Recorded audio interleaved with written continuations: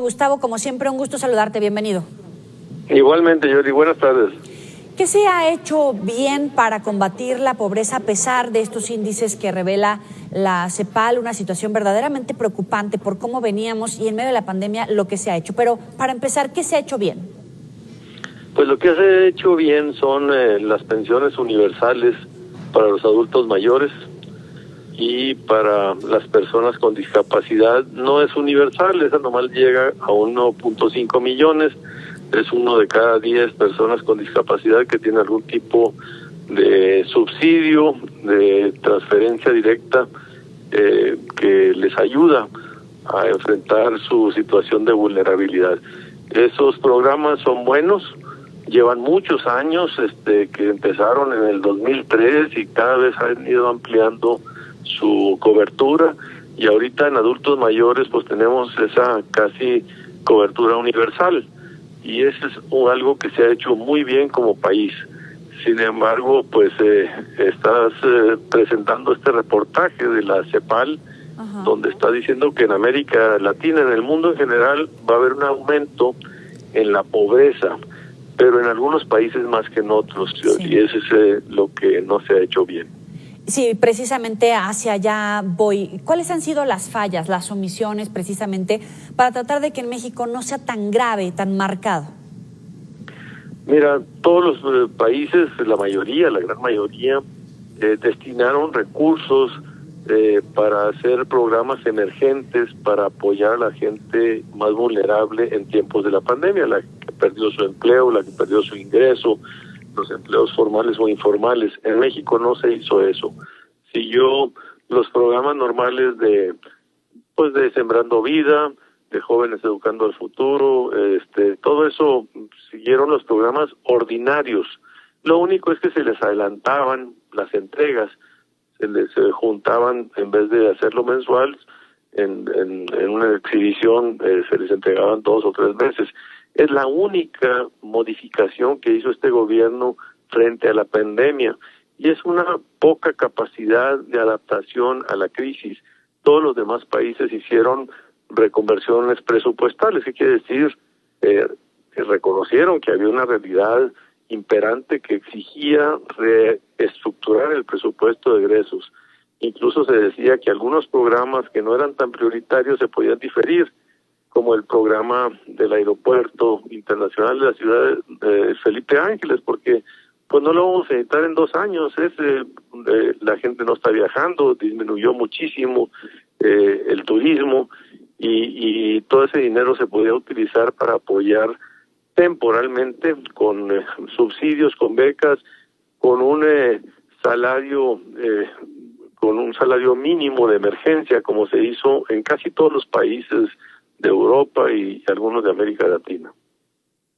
¿Y qué ha hecho la oposición? ¿Qué margen de maniobra tienen precisamente para poner estas propuestas, para avanzar en un diálogo con el gobierno federal, para tratar de dar soluciones a los mexicanos más allá de las diferencias entre partidos?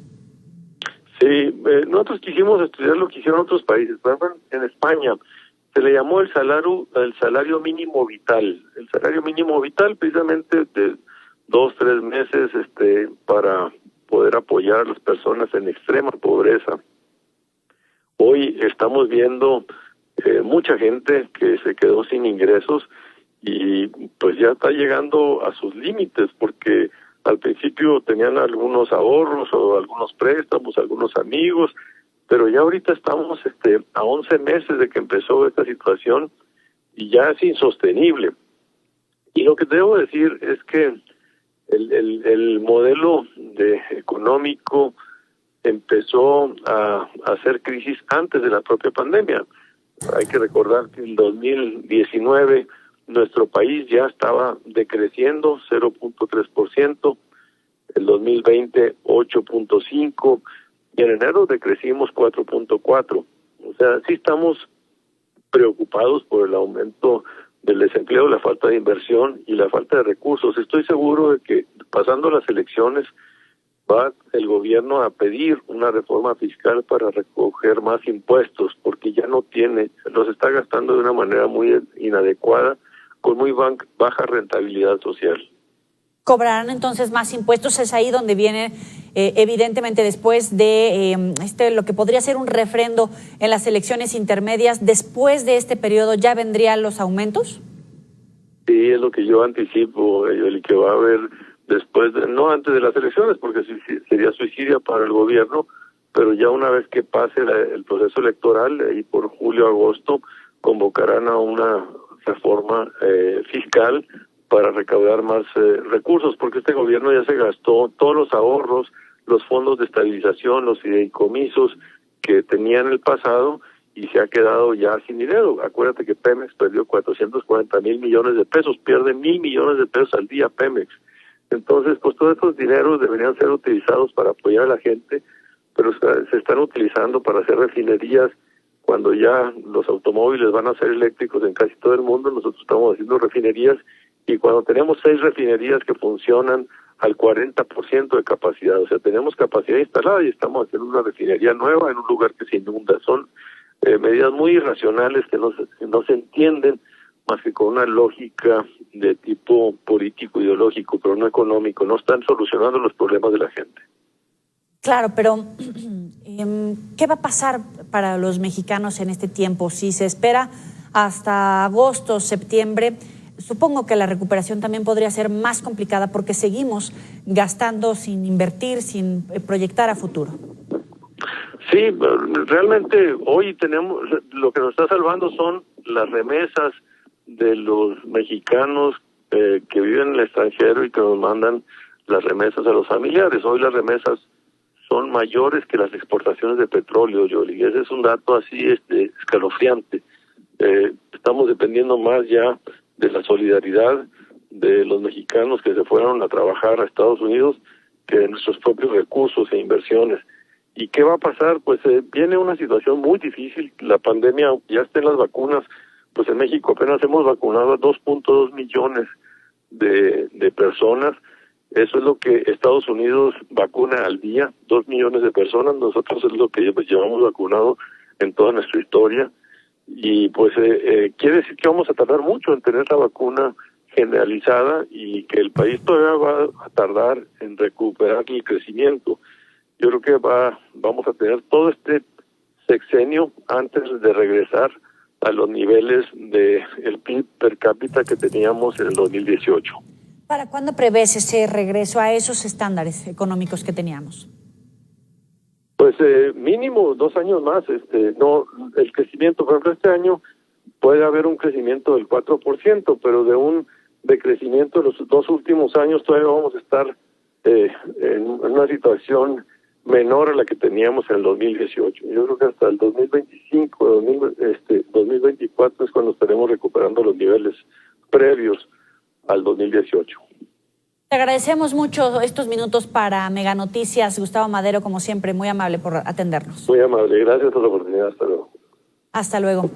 Bueno, ¿y de qué estamos hablando? Es que a un año de la pandemia de COVID, el nivel de pobreza en México está alcanzando a 50.6% de la población, es decir, 5 de cada 10 mexicanos están en esta situación. En tanto, el nivel de pobreza extrema es de 18.3%, un aumento de casi el doble en comparación del 10.6% registrado en 2019.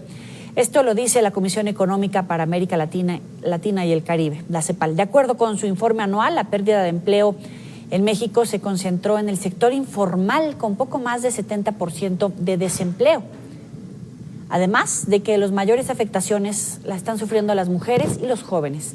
En América Latina, la crisis dejó a 209 millones en la pobreza, 22 millones más en comparación con 2019. Del total de pobres en la región, 78 millones están en situación de pobreza extrema, 8 millones más que en 2019. El informe refiere que al cierre del año pasado la tasa de pobreza alcanzó 33.7% de la población, mientras la pobreza extrema se situó en 12.5%. Y en Sonora la pobreza laboral se ubicó en casi 30%, el nivel más alto en los últimos 8 años.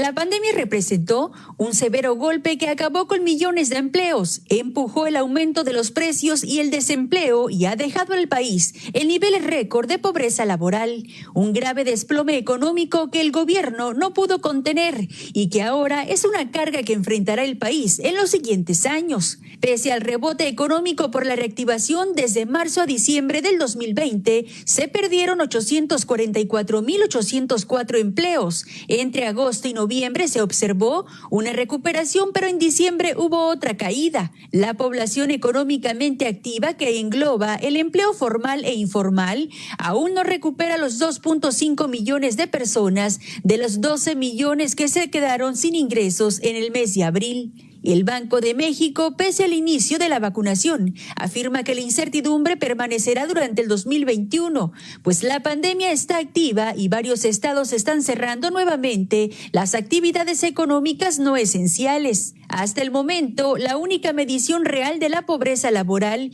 que se ubica en niveles récord con una tasa de 44.5%, lo que significa que 56.575.711 mexicanos carecen de recursos para adquirir una canasta básica alimentaria. Esta es la cifra más alta desde el 2005, año en el que iniciaron los registros. Carla Beltrán, Mega Noticias.